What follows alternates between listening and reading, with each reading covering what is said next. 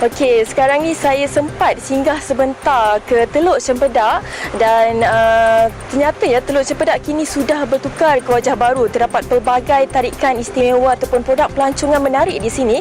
Sebagai contoh, sekarang ni saya berada di laluan pejalan kaki yang telah dibina khas untuk pengunjung untuk melihat keindahan laut dan juga alam sekitar sepanjang 500 meter.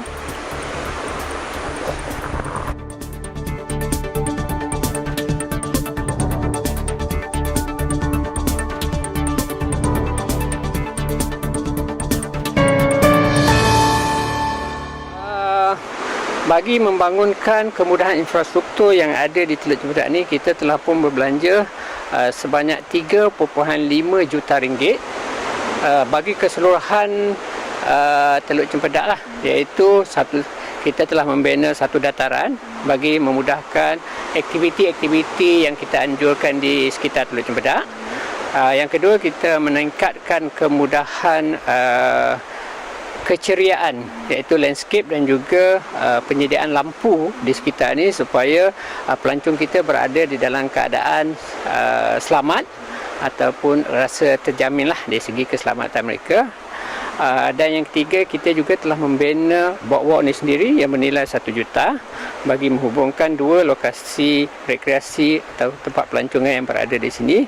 Selain kita juga membangunkan pusat rekreasi di Teluk Tongkang bagi menyediakan kemudahan perniagaan aktiviti air, serta kita membangunkan kemudahan pelancongan berbasikal, iaitu di dalam hutan simpan pelindung. Jadi ini adalah merupakan sebahagian daripada aktiviti-aktiviti yang boleh menceriakan lagi Teluk Cempedak sebagai destinasi pelancongan. Selain daripada itu, kita juga meningkatkan kemudahan asas dari segi tandas yang kita berbelanja sebanyak 500,000, iaitu untuk kemudahan solat atau bilik sembahyang dan juga tandas yang menggunakan konsep mesra alam ataupun green teknologi, di mana kita menggunakan air hujan bagi kegunaan-kegunaan yang bersesuaian lah. Jadi dari segi situ kita melaksanakan konsep teknologi hijau di kawasan pelancongan Teluk Cempedak.